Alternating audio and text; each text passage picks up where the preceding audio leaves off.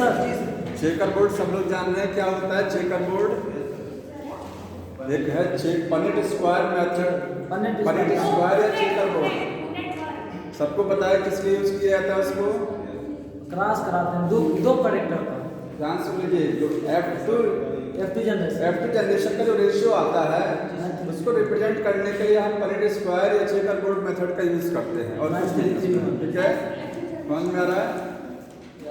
किसी भी जनरेशन का रिजल्ट जो है वो ऑब्जर्व करने के लिए आगे देखिए बताना है। इसके बाद back cross,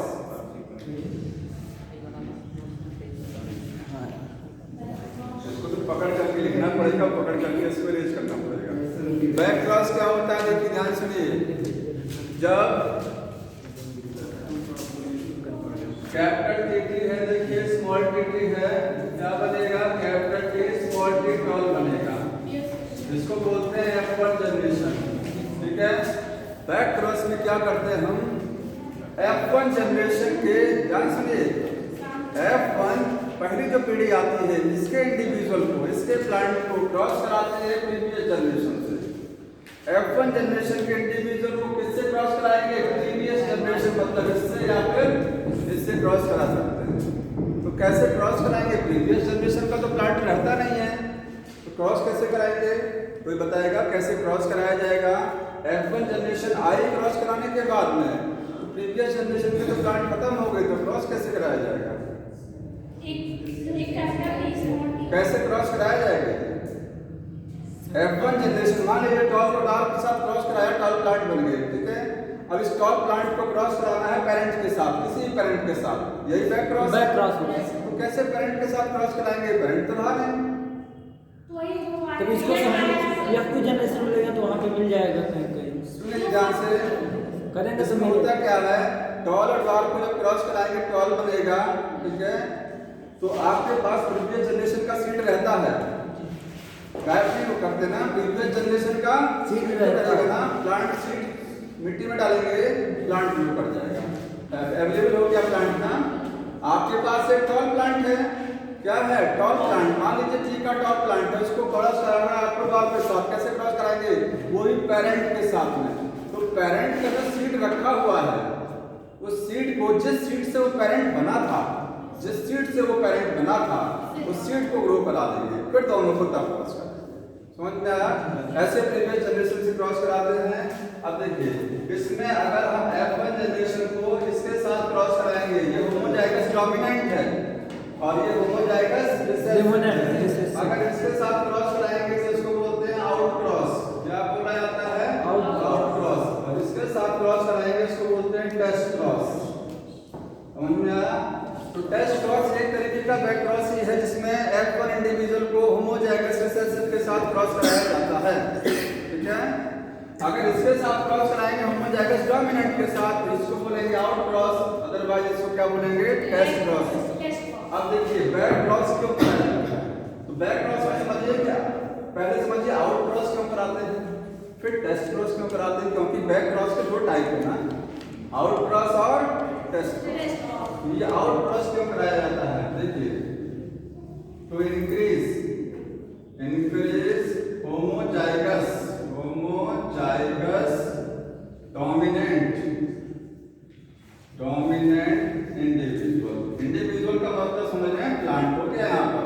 homozygous dominant individual की संख्या को बढ़ाने के लिए हम क्या करेंगे, आउट क्रॉस कराएंगे, मतलब बैक क्रॉस का एक टाइप है। तो एक फायदा मिला बैक क्रॉस का, कैसे देख लीजिए, समझा रहे हैं कैसे बढ़ेगा। देखिए अगर आप इसको सेल्फ कराते हैं, क्योंकि F1 जनरेशन के बाद मैंने बताया था कि जब ये पेरेंट को क्रॉस कराया जाता है, आगे जितने भी क्रॉस होते हैं वो नॉर्मली क्या होते हैं, सेल्फ पॉलिनेशन होता है, सभी में क्या होता है, सेल्फ। ठीक है, तो अगर आप इसको क्रॉस कराएंगे इसके साथ, अगर इसको नॉर्मल सेल्फ कराते हैं तब रिजल्ट क्या आता है, तब बोलते हैं आप कैपिटल टी स्मॉल टी को सेल्फ कराते हैं तो बनता है कैपिटल टी स्मॉल टी और स्मॉल टी। कितना होमोजाइगस डोमिनेंट आ रहा है इस समय, एक आ रहा ना, अभी इसी में देखिएगा एक से ज्यादा आएगा, दो आएगा। ठीक है, इसको इसके साथ क्रॉस कराइए तो कैपिटल टी स्मॉल टी को पेरेंट के साथ क्रॉस कराइए, क्या थे पेरेंट थे। ठीक है, दूठो बड़का दूठो छोटा, इसमें कैपिटल टी दो बार कैपिटल टी स्मॉल टी बन गया ये, चारों लंबे होंगे सर जी। ये इसके साथ हो गया, ये इसके साथ कैपिटल टी बनेगा, ये इसके साथ कैपिटल टी स्मॉल टी हो गया। होमोजाइगस डोमिनेंट की संख्या बढ़ गई।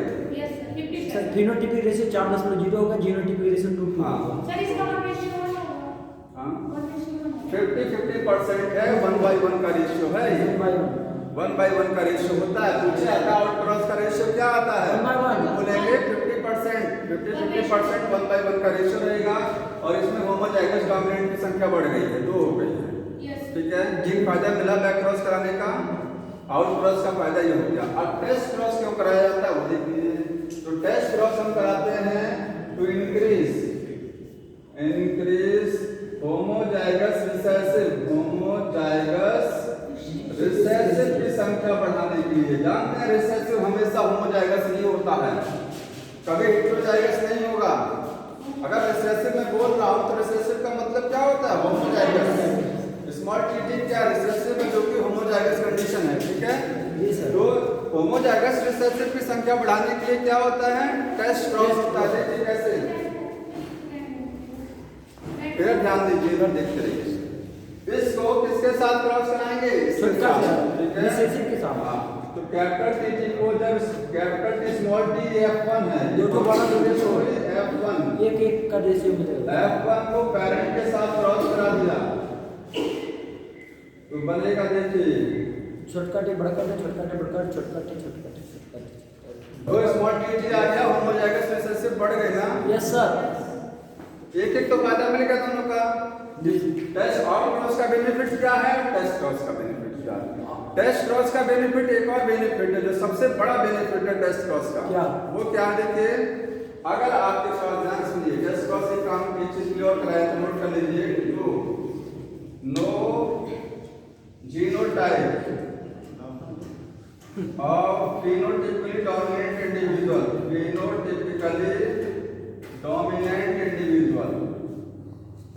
अगर कोई इंडिविजुअल, कोई प्लांट phenotypically dominant है, मतलब टॉल, अगर हम कह रहे हैं टॉल, तो टॉल क्या है बताइए, phenotypically dominant है ना, वो देखने में डोमिनेंट नजर आ रहा है। तो टॉल का आपको नहीं पता कि कैपिटल टी है कि कैपिटल टी स्मॉल टी है, नहीं पता ना। Yes sir. जीनोटाइप को कोई घुस के देखता नहीं है। जीनोटाइप कैसे पता लगाएंगे, क्या जीनोटाइप है इसका, जीनोटाइप हमें पता है, जीनोटाइप देख के। Yes sir. तो जीनोटाइप चेक करने के लिए ये वाला है कि ये वाला है, कौन सा वाला जीनोटाइप है, तो टेस्ट क्रॉस कराना पड़ेगा। Yes sir. जीनोटाइप पता लगाने के लिए क्या करेंगे, टेस्ट क्रॉस कराएंगे। क्या फिनोटाइपिकली रिसेसिव इंडिविजुअल का भी जीनोटाइप टेस्ट करने के लिए कुछ करना पड़ता है, नहीं। अगर कोई फिनोटाइपिकली रिसेसिव है तो मान लीजिए कि स्मॉल टी होगा एक साथ। Yes sir. उसमें तो कोई पॉसिबिलिटी नहीं बनती है ना। No sir. डोमिनेंट वाले में तो पॉसिबिलिटी बनती है। बड़ा तो क्या करेंगे, आपके पास जो अननोन जीनोटाइप का प्लांट है, टॉल प्लांट है, आपको नहीं पता जीनोटाइप, अननोन जीनोटाइप का इंडिविजुअल है, लेकिन फिनोटाइपिकली क्या है, ये डोमिनेंट है। इसको क्रॉस करा देंगे रिसेसिव के साथ, क्योंकि टेस्ट क्रॉस का मैं रिसेसिव के साथ क्रॉस कराते हैं। दो लंबा दो छोटा। इसको किसके साथ क्रॉस कराएंगे, रिसेसिव के साथ। अगर रेशियो 50% का आ रहा है, 50% का मतलब 50% टॉल और 50% क्या आ रहे हैं, ड्वार्फ आ रहे हैं।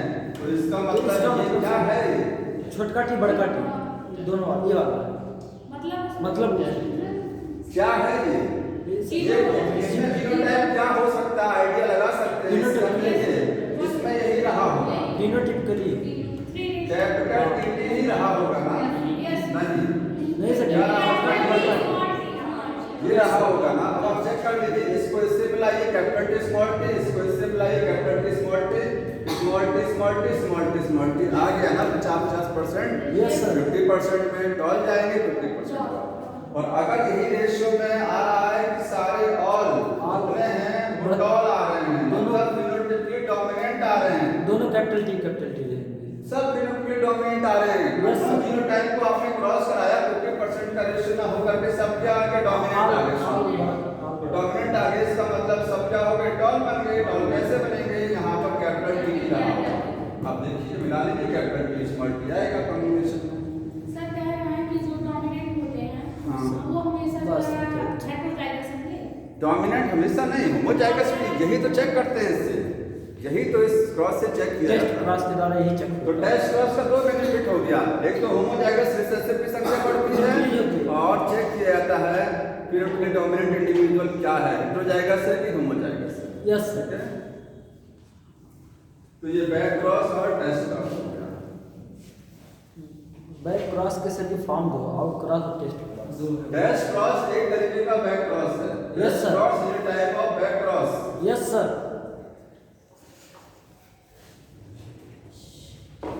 आगे देखिए, लॉ ऑफ इनहेरिटेंस के लॉ समझते हैं।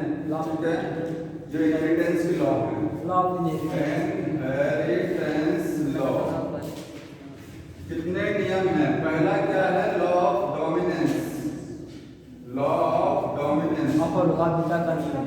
इसको क्या बोलते हैं? प्रभाविता का नियम, प्रभाविता का नियम। ठीक है, तो इसमें क्या होता है, ध्यान सुनते रहिए। Yes, sir. आता सबको है, जब अपोजिट ट्रेट वाले, कॉन्ट्रास्टिंग ट्रेट का मतलब समझते हैं, कॉन्ट्रास्टिंग कैरेक्टर। कॉन्ट्रास्टिंग कैरेक्टर क्या होता है? मेंडल हमेशा कॉन्ट्रास्टिंग कैरेक्टर यूज कराते थे। जैसे टॉल के साथ वो डॉल को क्रॉस कराते थे, ठीक है, रेड के साथ व्हाइट को क्रॉस कराते थे, कभी रेड के साथ पिंक नहीं क्रॉस कराया। रेड और पिंक कॉन्ट्रास्टिंग कलर नहीं है, मिलते जुलते हैं। ठीक है, कॉन्ट्रास्टिंग का मतलब होता है ऐसा कैरेक्टर जिसको आसानी से देख के पहचान सकते हैं। टॉल प्लांट 5 से 7 फीट हाइट होती है और 1 से 2 फीट हाइट वाला प्लांट डॉल प्लांट माना जाता है। ठीक है, तो आसानी से देख के पहचान सकते हैं। तो लॉ ऑफ डोमिनेंस में क्या है? जब वन पेयर कॉन्ट्रास्टिंग ट्रेट वाले इंडिविजुअल को क्रॉस कराते हैं, जैसे टॉल को क्रॉस कराया किसके साथ? टॉल के साथ, तो पहली जनरेशन में क्या आता है? टॉल ही आता है, मतलब कैपिटल टी स्मॉल टी आएगा। Yes sir. ठीक है, ये लॉ ऑफ डोमिनेंस है कि in the F1 generation only one character appear. F1 generation में एक ही लक्षण अपीयर होता है, कौन सा वाला? डोमिनेंट होता है। ऐसा क्यों होता है? क्योंकि डोमिनेंट एलीन रिसेसिव एलीन को सप्रेस किया हुआ है पहली जनरेशन में। समझ में आ रहा है? Yes sir. ये प्रभावता का नियम है। जी सर। दूसरा क्या है? Law of segregation. ये तो बहुत आसान है, law of segregation. Law of segregation को law of purity of gametes भी बोलते हैं। क्या बोलते हैं? प्योरिटी ऑफ गैमेट्स, युग्मकों की शुद्धता का नियम। ठीक है, जो गैमेट बनेंगे बड़े शुद्ध होंगे, वो प्योर होंगे। मेंडल की सक्सेस का रीजन भी यही है कि मेंडल ने जो क्रॉस कराए थे उसमें प्योर प्लांट ही लिए थे। ठीक है, अब देखिए लॉ ऑफ सेग्रीगेशन में क्या है, इसकी डेफिनेशन तो ये है कि गैमेट के बनते समय जब किसी भी इंडिविजुअल में, अगर हम इंडिविजुअल बोल रहे हैं तो उसका मतलब प्लांट और एनिमल होता है। ठीक है, किसी भी इंडिविजुअल में, जैसे टॉल एक इंडिविजुअल हो गया, इसमें गैमेट के बनते समय एलील्स क्या हो जाते हैं? सेग्रीगेट हो जाते हैं। दोनों एलील क्या हो गए? अलग हो गए। पहले साथ साथ में थे ना, अब सब अलग हो गए। तो गैमेट की फॉर्म में अलग होते हैं, क्योंकि गैमेट जब बनेंगे, जब युग्मक बनेंगे, तो युग्मक के बनते समय एलील क्या हो जाते हैं? अलग हो जाते हैं। ठीक है, जहां पर दोनों एलील क्या हैं? सेम। ऐसे ही डॉर्फ में कहेंगे, डॉर्फ में भी क्या होगा? छोटा रहेगा, दोनों अलग अलग होगा। दोनों अलग हो जाएंगे। Yes sir. ठीक है, ये है लॉ ऑफ सेग्रीगेशन। बताइए क्वेश्चन यहाँ पर, लॉ ऑफ सेग्रीगेशन के लिए माइटोसिस रिस्पॉन्सिबल होती है कि मियोसिस? ऐसा क्यों होता है? गैमेट क्यों अलग होते हैं? एलील्स क्यों अलग हो जाते हैं? पहले तो साथ में थे। कौन सा माइटोसिस फॉलो हो रही है कि मियोसिस फॉलो हो रही है इसमें? हाँ, मियोसिस की वजह से हो रहा ना। अगर आप सूत्री विभाजन नहीं होता तो गैमेट क्या एलील्स कभी अलग हो पाते? क्योंकि सब लोग जानते हैं, अगर ये कैपिटल टी आपको दिखाना हो क्रोमोसोम पर, तो हमारी हर कोशिका में जो गुणसूत्र होते हैं क्रोमोसोम, वो जोड़ी में लगे होते हैं, होते हैं ना, होमोलोगस। तो होमोलोगस का मतलब अगर ह्यूमन में देखेंगे, पी में कितना क्रोमोसोम होता है? मटर में 7 पेयर क्रोमोसोम होते हैं। ठीक है, 7 जोड़ी क्रोमोसोम भी होते हैं उसमें। तो अगर आप एक क्रोमोसोम पे ये दिखा है, दूसरा क्रोमोसोम जोड़ीदारी सामने दिखा रहे हैं, तो कैपिटल टी इस पर दिखाना पड़ेगा। तो कैपिटल टी दूसरा वाला कहाँ दिखाएंगे? इस पर होता है।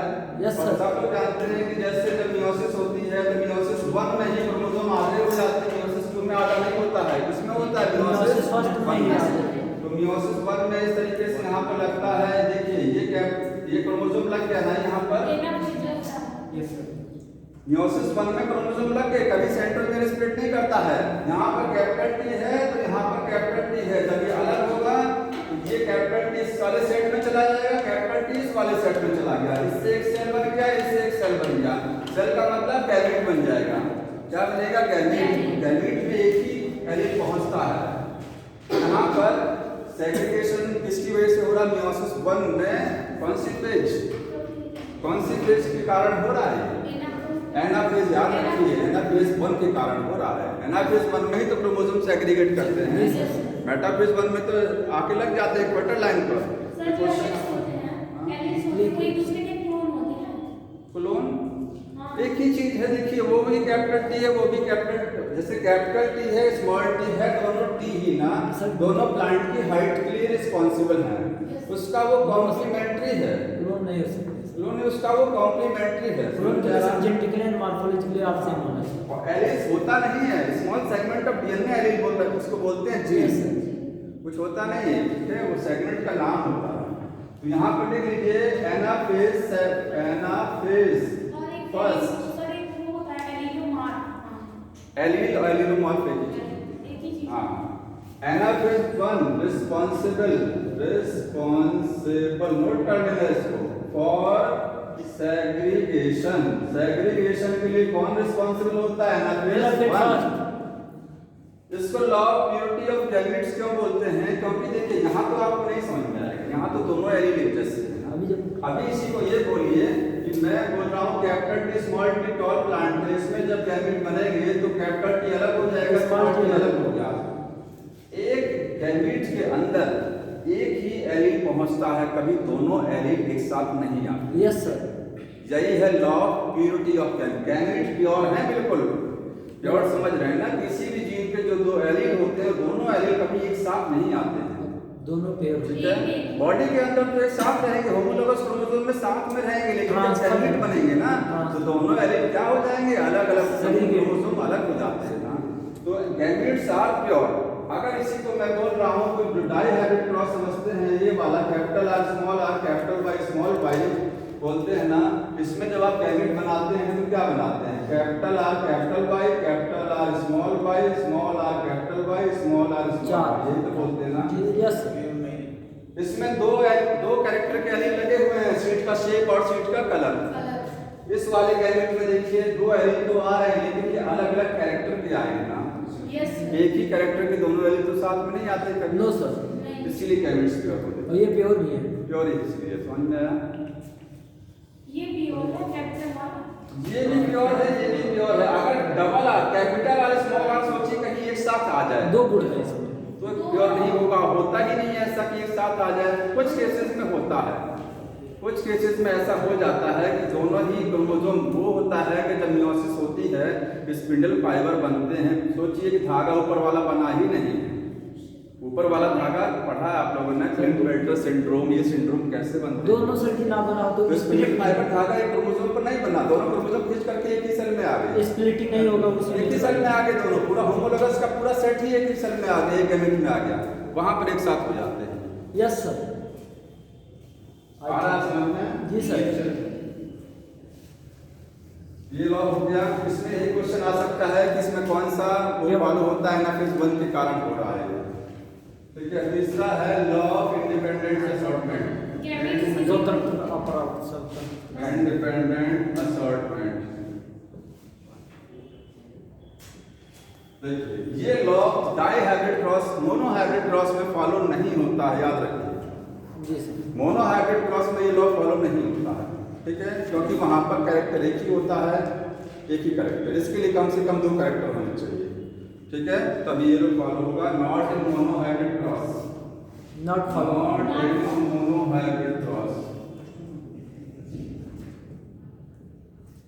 इंडिपेंडेंट का मतलब होता है फ्री, एकदम फ्री। असॉर्ट का मतलब होता है मिक्स, असॉर्ट का मतलब मिक्स, ठीक है।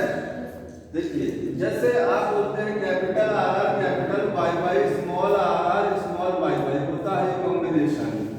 पहले जनरेशन F1 आते हैं तो बोलते हैं capital R small R capital Y small Y, जैसे यहाँ पर भी ये लॉ लग रहा है, लेकिन आपको समझ में यहाँ नहीं आता है, ठीक है। इसमें भी ये लॉ लगा देंगे, इसमें इस वही लॉ में बात जानते हैं क्या है, क्या होता है इस लॉ में? देखिए कितने कैरेक्टर हैं यहाँ पर, दो कैरेक्टर हैं।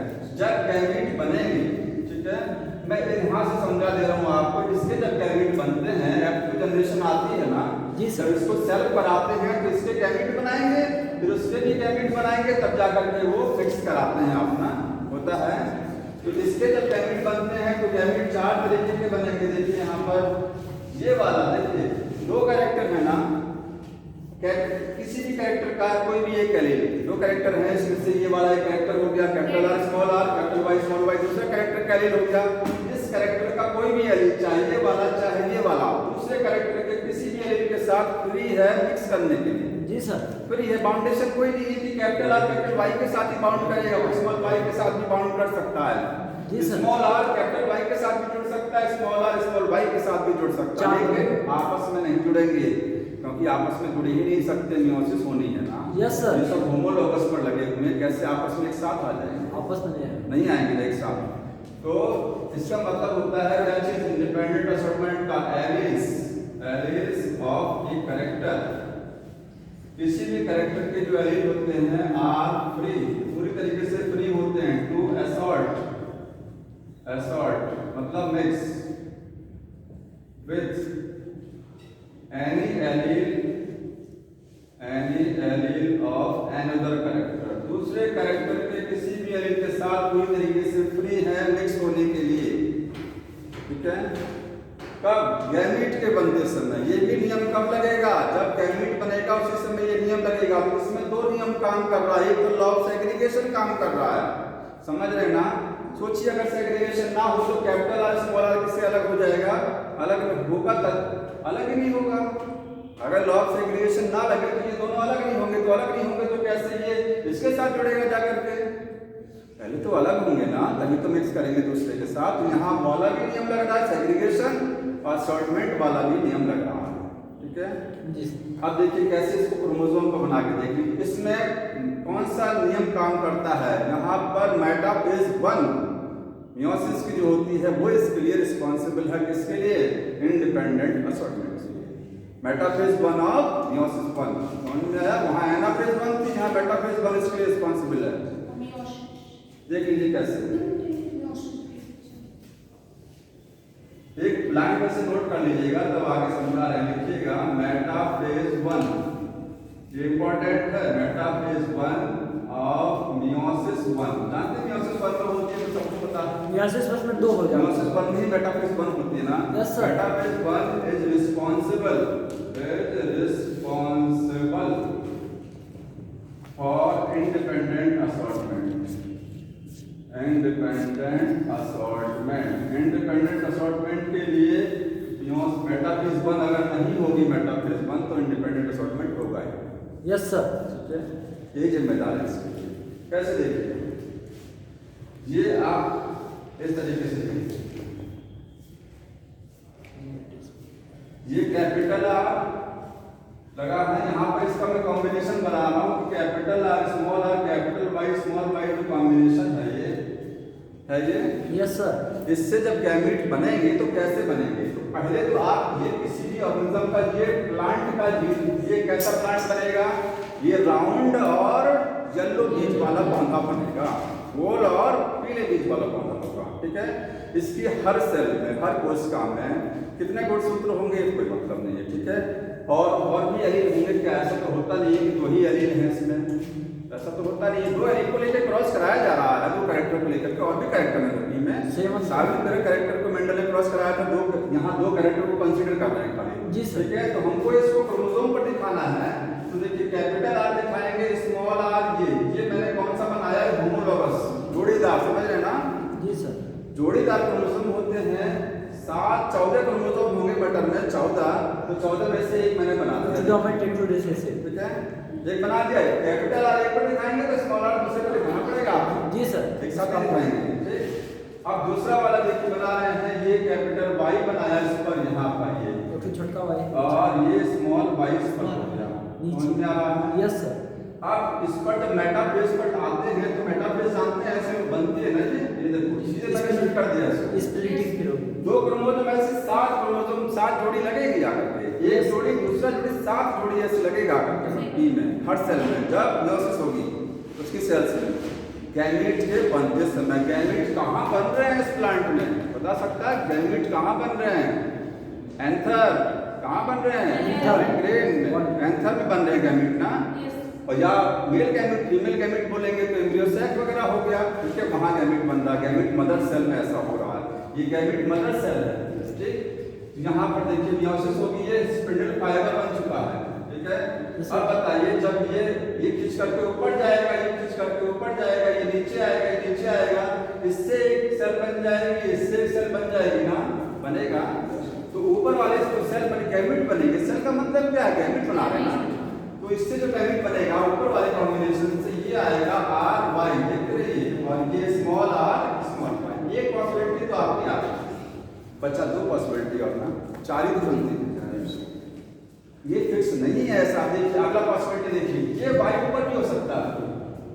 जब क्रोमोसोम जुड़ने के लिए आते हैं, जब क्रोमोसोम मेटाफेज पर आते हैं अरेंज होने के लिए इक्वेटर लाइन पर, तो ऐसा भी हो सकता है कि वाई ऊपर भी जा सकता है। इस केस में ये पॉसिबिलिटी बता रहे हैं। दूसरी पॉसिबिलिटी में देखिए बड़का छोटका ये वाला वाई स्मॉल ऊपर आ गया और कैपिटल वाई नीचे चला नीचे हो गया। अब देखिए अब कौन सा गैमेट बनेगा इसमें? Capital R small Y capital R small Y हो गया, बन गया 4 पॉसिबिलिटी, ठीक है। इसको भी उठा करके आप ऊपर कर लीजिए, यहाँ वो रहेगा कौन सा वाला? कैपिटल नीचे ये वाला, हाँ सॉरी, यहाँ कैपिटल वाई। तो ये यही पॉसिबिलिटी बन रही है ना? जी सर, यही आगे 4 पॉसिबिलिटी। Yes sir. तो इसलिए बोला जाता है कि मेटाफेज 1 ही रिस्पॉन्सिबल है किसके लिए? इंडिपेंडेंट असॉर्टमेंट के लिए। कोई फाउंडेशन नहीं थी कि आज ये वाला इसी के साथ ही रहेगा, ये ऊपर रहेगा तभी नहीं, ये नीचे भी हो सकता है, कहीं भी ये नीचे भी हो सकता है। क्रोमोसोम जोड़ीदार में ये ऊपर भी आ सकता है, तो गैमेट फिर चेंज हो जाएगा, वैल्यू चेंज हो जाएगा। समझ में आ रहा है? ये गैमेट के बनते समय सब कुछ हो रहा है। लॉक्स जो सेग्रीगेशन था वो भी गैमेट के बनते समय देखिए मेयोसिस हो रही है, आधा होगा नहीं आधा, सेग्रीगेशन यहाँ पर भी हो रहा है, देखो आधा ऊपर जाएगा आधा नीचे जाएगा, एक एलील ऊपर चला जाएगा कैरेक्टर का, दूसरा कैरेक्टर का एलील नीचे आ जाएगा दूसरे सेल में, ठीक। सर एक वाला एक का होता है, नीचे वाला दूसरे एक पेरेंट का ऊपर वाला तो पेरेंट नहीं, पेरेंट एक ही है यहाँ पर, एक ही पेरेंट में पॉलिन ग्रेन जो बन रहे हैं, किसमें?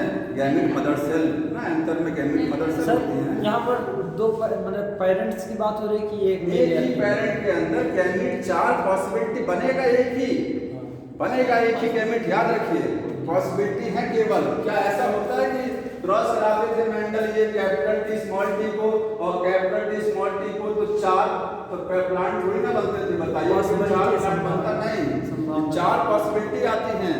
ह्यूमन जब सेक्सुअल रिप्रोडक्शन करता है तो पॉसिबिलिटी में 50% मेल की पॉसिबिलिटी 50% फीमेल की होती है। चाइल्ड तो एक ही बनता है ना, इधर मेल और फीमेल। यस सर, बनेगा एक ही ना। जी सर। कौन सा फ्यूज कर रहा है उस पर डिपेंड कर जाता है, ठीक है। अब यहाँ पर ये वाला गैमेट जब फ्यूज करेगा किसके साथ? फीमेल गैमेट के साथ, उसका कॉम्बिनेशन क्या होगा उस पर डिपेंड करेगा। इसमें ये लाइन इंपॉर्टेंट था। अब एक चीज और देखिए, एक आप जब लिंकेज पढ़ेंगे, लिंकेज में इंडिपेंडेंट असॉर्टमेंट फॉलो नहीं होता है, तो लिंकेज पढ़ाएंगे अभी आगे समझा देंगे, ठीक है जी सर। अब इनकम्प्लीट डोमिनेंस, अप्रभाविता का नियम, ये लॉ में जो लॉ ऑफ डोमिनेंस था उसका ये एक्सेप्शन है, 2 एक्सेप्शन है, एक तो कोडोमिनेंस और एक क्या है? Incomplete dominance. मतलब लॉ ऑफ डोमिनेंस 2 जगह फॉलो नहीं होता है। कहाँ नहीं होता है? यहाँ पर नहीं होता है, और एक कोडोमिनेंस के केस में, ठीक है। और जो चीज नियम से हट जाती है उसी को एक्सेप्शन बना करके रख दिया जाता है कि अब इसमें हमको समझ में नहीं आ रहा है, ये एक एक्सेप्शन बना दिया गया होता है ना, जहाँ नियम नहीं फॉलो होता है, ठीक। इनकम्प्लीट डोमिनेंस क्या? देखिए इसमें क्या बताते हैं कि जो लॉ ऑफ डोमिनेंस है उसमें क्या कहते हैं कि जब एक पेयर कॉन्ट्रास्टिंग कैरेक्टर को टॉल डॉल को क्रॉस कराते हैं तो बनना चाहिए टॉल, होता है। यहाँ पर ऐसा नहीं होता है, ठीक। यहाँ पर मिक्सचर बन जाता है। और ये किस प्लांट में होता है? इनकम्प्लीट डोमिनेंस किस प्लांट में आपको देखने को मिलेगी?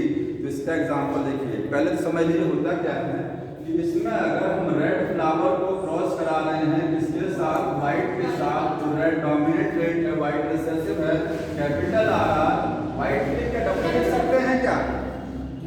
क्या डब्ल्यू लिख सकते हैं व्हाइट के लिए? हाँ? मैंने बताया था आपको, अपने मन से नहीं लिख सकते हैं। डोमिनेंट ट्रेट कौन सा है? ये आर, डोमिनेंट वाला ही लिखा जाएगा, ठीक है, रिसेसिव वाले को नहीं लिखते हैं, इसी का स्मॉल लेटर लिखा जाता है।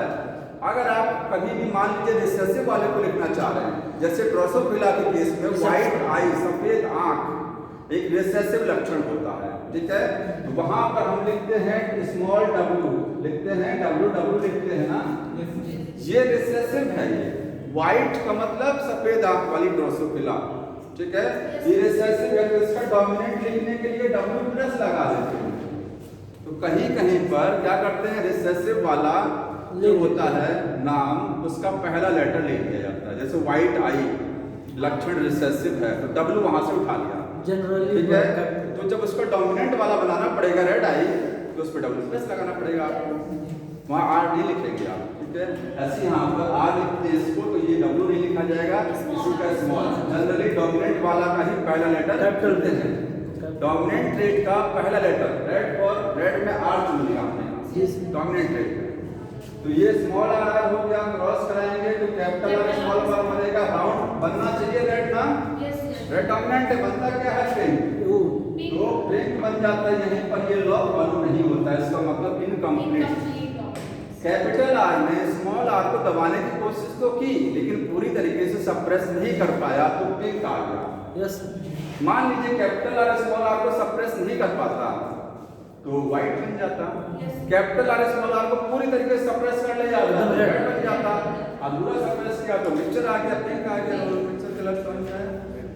इसको बोलते हैं ब्लेंडेड इनहेरिटेंस। क्या बोला जाता है? ब्लेंडेड इनहेरिटेंस भी बोलते हैं। क्यों बोलते हैं, नोट कर लीजिए आप, जैसा कि पूरी तरह से नहीं अप्रभावी होगा, मिक्सचर दोनों एलिल्स का हो जा रहे हैं, मिक्स हो जा रहे हैं, दोनों एलील आपस में मिक्स होकर के एक नया ट्रेट बना दिया, नया कैरेक्टर बना दिया। ब्लेंड का मतलब होता है मिक्सिंग, ठीक है, ब्लेंडेड इनहेरिटेंस।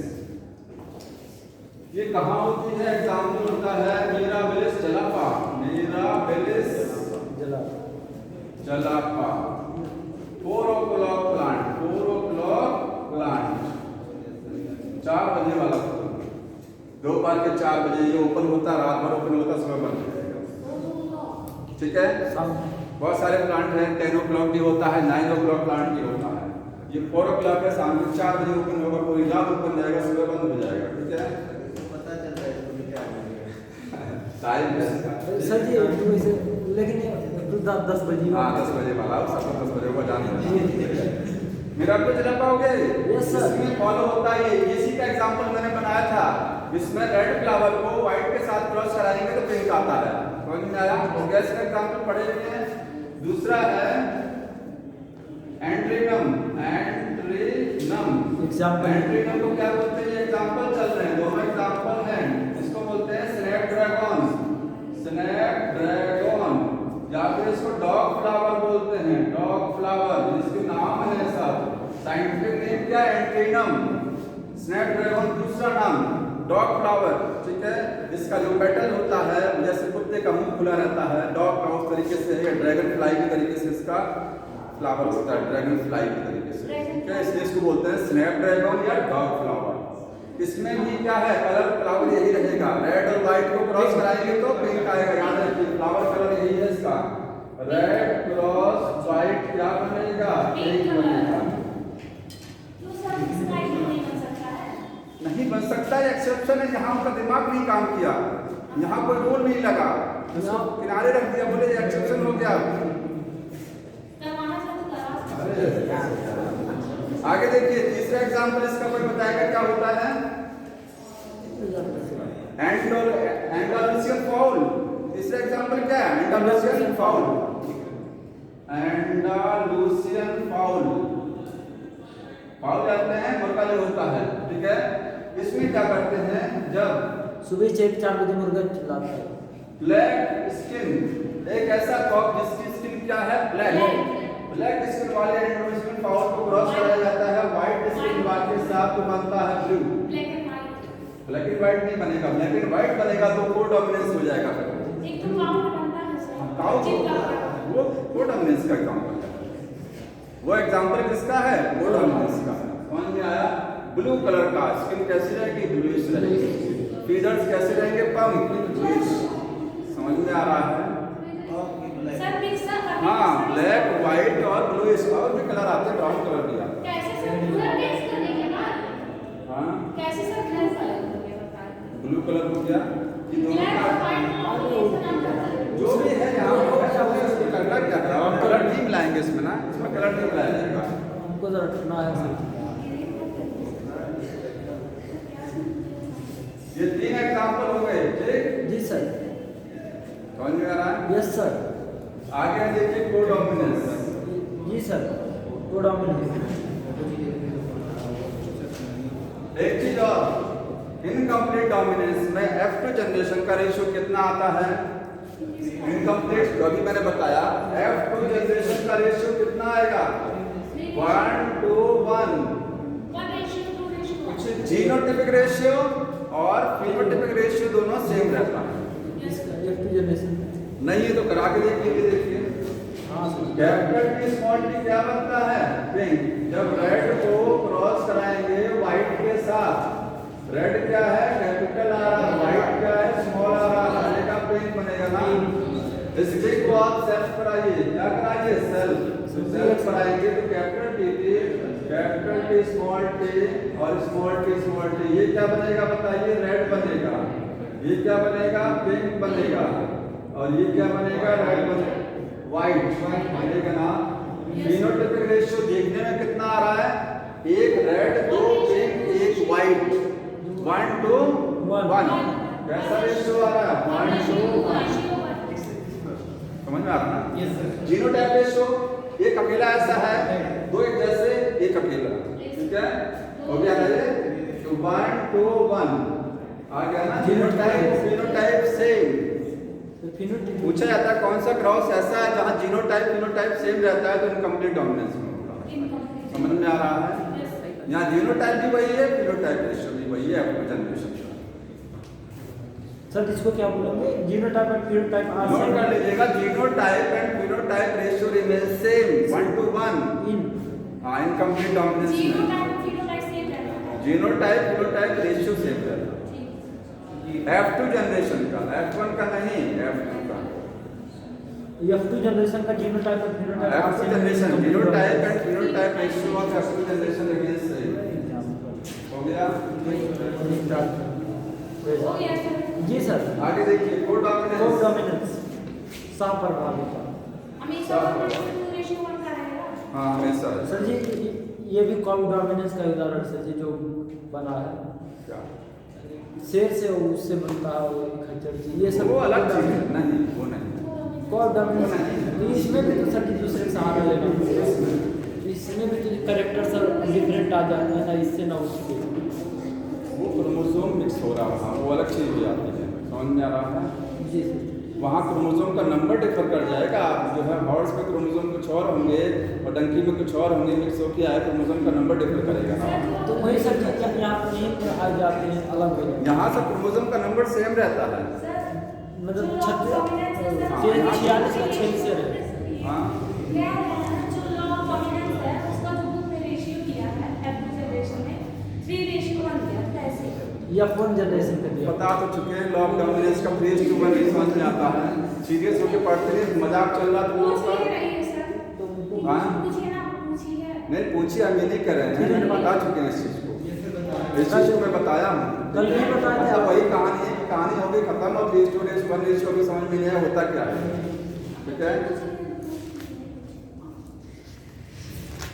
उसी समय तत्काल पूछ लिया करिए, उस समय मना ही नहीं है, लेकिन तत्काल पूछिए ज्यादा सही रहेगा क्योंकि आप बहुत आगे बढ़ गए। कल नहीं पढ़ाया था, कल उसके पहले बता दिया था कल क्या? नहीं आएगा। कोडोमिनेंस बताना है फिर से बता दें, नहीं सर। बता दें। हाँ? समझ लीजिए, कोई दिक्कत हुई ना, 1 सेकंड लगेगा। डॉल बनता है ना ये, यहाँ तो समझ में आता है। Yes sir. डॉल डॉट को क्रॉस कराया, कैपिटल टी स्मॉल टी बना, सारे टॉल बने जब इसको सेल्फ कराया जाएगा। क्या करेंगे? सेल्फ। तो कल नहीं आए थे, समस्या यही है कि कल का बहुत इंपॉर्टेंट था। देखिए कैपिटल टी को इससे मिलाएंगे capital capital T small T T, इसको इससे मिलाएंगे स्मॉल टी स्मॉल से मिलाएंगे स्मॉल टी टी, ठीक है। 3 प्लांट टॉल आ रहे हैं, सब तीनों टॉल आएंगे। तीन टॉल आएगा, फिनोटाइप का मतलब देखने में कैसा लग रहा है? लंबा।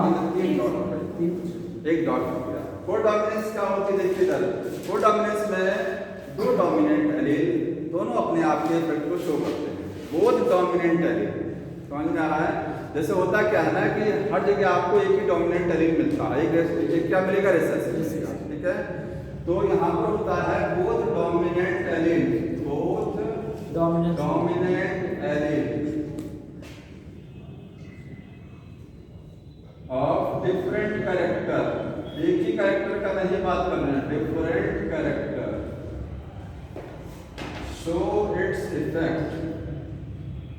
दोनों एलील अपने आप के इफेक्ट को शो करते हैं। जैसे अगर हम कहेंगे कि कहीं कैपिटल टी की कॉम्बिनेशन आ गया तो आप तो कहेंगे कि एक तो डोमिनेंट दोनों यहाँ पर भी तो है, कैपिटल टी से टॉल बनता है, यहाँ पर भी तो 2 डोमिनेंट एलील एक साथ आ गए हैं, तो क्या ये कोडोमिनेंस है?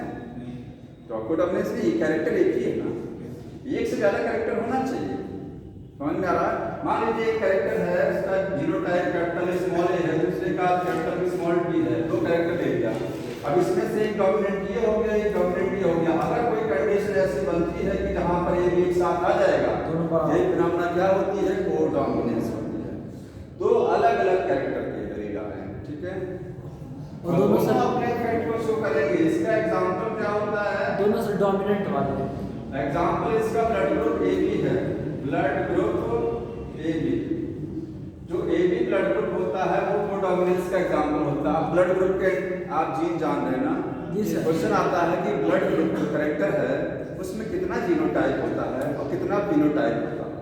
तो फिनोटाइप बनते हैं 4, जीनोटाइप 6 बनते हैं, पता है? देख लीजिए ब्लड ग्रुप में कितने एलील होते हैं? 3 एलील होते हैं, IA, IO, ठीक है, यही होता है ना। ब्लड ग्रुप कितने होते हैं? 4। तो 4 ब्लड ग्रुप होते हैं, A, B, O, 4 फिनोटाइप हो गए। ब्लड ग्रुप में कितने फिनोटाइप बन सकते हैं? 4। तो नोट कर लीजिएगा कि ब्लड ग्रुप में कहीं साइड में क्वेश्चन आता है, ये ब्लड ग्रुप में फिनोटाइप कितने हैं? ब्लड ग्रुप में 4 आपके फिनोटाइप है, क्योंकि 4 तरीके का ब्लड ग्रुप बनेगा तो 4 फिनोटाइप हो गए। जैसे एक प्लांटॉल बनता है, एक डॉल बनता है, 2 ही फिनोटाइप तो आए, 2 ही रेशियो। यहाँ 4 फिनोटाइप आएंगे। जीनोटाइप कितने आएंगे? 6। इसको आप इधर उधर मिला के देखिए, IA, IO, IA, IB, IE, IO, IA, IA और IB, IO, कितना हो गया? 3, 2, 5 ऊपर बचा, IO बन गया 6 कॉम्बिनेशन, 6 पॉसिबिलिटी बन रही हैं, तो 6 तरीके का जीनोटाइप आता है। तो 6 टाइप ऑफ जीनोटाइप। क्वेश्चन आता है कि कितने तरीके के जीनोटाइप हो सकते हैं, ठीक है, नोट कर लीजिएगा। अब इसमें से ब्लड ग्रुप AB वाला जो है यही कोडोमिनेंस फॉलो होता है। आप कहेंगे A में नहीं फॉलो होता है। A में कौन सा फॉलो होता है? डोमिनेंस का नियम। A में कौन सा नियम फॉलो होता है? डोमिनेंस। क्योंकि देखिए अगर ब्लड ग्रुप A है तो उसमें पॉसिबिलिटी जानते हैं कितनी आ सकती है? ब्लड ग्रुप A में IA और IO 2 ही पॉसिबिलिटी तो बनती है। Yes sir. यहाँ पर ये वाला देखिए, वो रिसेसिव कैरेक्टर, वो क्या है? रिसेसिव एलील है, ठीक है, और ये क्या है? डोमिनेंट है। ये डोमिनेंट इसको सप्रेस किया हुआ है, इसका मतलब ये ब्लड ग्रुप बन रहा ना, वो का कोई मतलब नहीं है ना यहाँ पर। तो डोमिनेंस केवल AB ब्लड ग्रुप ऐसा है जिसका जीनोटाइप जब आप लिखेंगे तो जीनोटाइप में क्या लिखते हैं? IA, IB। A भी डोमिनेंट है, B भी डोमिनेंट। जानते हैं ब्लड ग्रुप में ये दोनों डोमिनेंट है, यही रिसेसिव होता है। तो दोनों डोमिनेंट है एक साथ आकर के एक नया कैरेक्टर बनाया AB ब्लड ग्रुप। AB में दोनों डोमिनेंट, वो सर्जी रिसेसिव है, वो रिसेसिव, खाली कर वो यहीं पर कोडोमिनेंस। और एक जगह और कोडोमिनेंस होता है, अगर मान लीजिए कैटल से जानवर होते हैं, एक कैटल ऐसा है काऊ कि जिसकी स्किन व्हाइट है और एक काऊ ऐसा जिसकी स्किन क्या है? ब्लैक। जब क्रॉस कराया, मान लीजिए एक काऊ बनी जिसकी स्किन पर ब्लैक और व्हाइट के स्पॉट आ गए, Yes. ऐसा भी है। वहां पर दोनों कैरेक्टर आ रहा है, ए और बी दोनों। दोनों आ रहा है, दोनों का कॉम्बिनेशन आ रहा है, समझ में आ रहा है? Yes sir. दोनों अपना कैरेक्टर शो कर रहे हैं। मतलब कुछ कैरेक्टर का ब्लेंडिंग हो रहा है। हाँ, ब्लेंडिंग हो रहा है। ब्लेंडिंग, इसमें ब्लेंडिंग नहीं होती है। जहाँ कैरेक्टर तो जैसे कह सकते हैं कैरेक्टर साथ में हैं, ठीक है, इनकम्प्लीट डोमिनेंस में दोनों कैरेक्टर मिक्स हो जाते हैं, दोनों अपना प्रभाव दिखाने का प्रयास कर रहे हैं। लेकिन एरियल कभी मिक्स नहीं होते हैं। Yes. सोचिए, अलग है। पिंक बना तो सही, पिंक बना था ना, रेड व्हाइट क्रॉस करा के पिंक बना था, तो कैरेक्टर तो मिक्स हो गया, बट एरियल अलग है, क्योंकि पिंक में जानते हैं capital T small T, sorry capital और स्मॉल आर होता है। Yes. जब सेल्फ कराते हैं फिर से ये अलग हो गया, 1 to 1 फिर से रेशियो। सेल्फ कराएंगे तो व्हाइट भी आ जाएगा ना, रेड भी आएगा।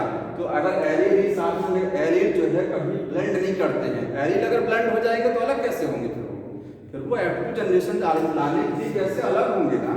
तो F2 जनरेशन में आपका रेड भी फिर से आ रहा है ना, व्हाइट आ रहा है, पिंक तो आएगा ही, तो रेड क्यों आ गया, इसका मतलब ये अलग हुआ। तो एरियल्स की ब्लेंडिंग नहीं होती है, केवल कैरेक्टर की ब्लेंडिंग होती है इनकम्प्लीट में। सर इसमें परसेंटेज जो शो करता है, यहाँ पर अगर F2 जनरेशन की बात कराएं तो F2 पिंक जो एकदम शुद्ध रेड होगा 25%, शुद्ध व्हाइट होगा 25%, 50% बट सर कभी भी ऐसा पॉसिबिलिटी इंट ऑफ इंट तक कराते जाएं, कभी ऐसा हो सकता है कि रेड का या व्हाइट का अस्तित्व समाप्त हो जाए, ओनली पिंक रह जाए, कभी भी हो सकता है। देखिए बार बार सेल्फ क्रॉस कैसा है, कभी ऐसा होगा नहीं, लेकिन बार बार सेल्फ पॉलिनेशन कराने का एक नुकसान होता है कि जो हाइब्रिड ब्रीड बनती है, जो वैरायटी बनती है, वो काफी वीक हो जाती है। Yes. अगर उसमें सीड का प्रोडक्शन होगा तो सीड कम बनेंगे, कमजोर सीड बनेंगे, समझ में आया? जी सर। बार बार सेल्फ पॉलिनेशन का नुकसान होता है। यस ब्रीड जो है वैरायटी को डिप्रेस हो जाती है, इसी को बोलते हैं इनब्रीडिंग डिप्रेशन बोला जाता है। एक फिनोमेना है इनब्रीडिंग डिप्रेशन। तो बाकी नेक्स्ट इसी वजह से जी टेस्ट क्रॉस कराया जाता है। इसीलिए क्रॉस ब्रीडिंग कराई जाती है। क्रॉस Yes, ब्रीडिंग cross इसलिए कराया कराई, जाता है। इसीलिए बार बार क्रॉस कराया जाता है, नहीं तो पता लगा कि प्लांट सेल्फ चल रहा है, क्यों नया हम क्रॉस करा के नया प्लांट दे। इसी प्रकार से सर जो मार्केट में नहीं दी जाती हाँ, है इसलिए नए बीज बनाए जाते हैं। जी सर।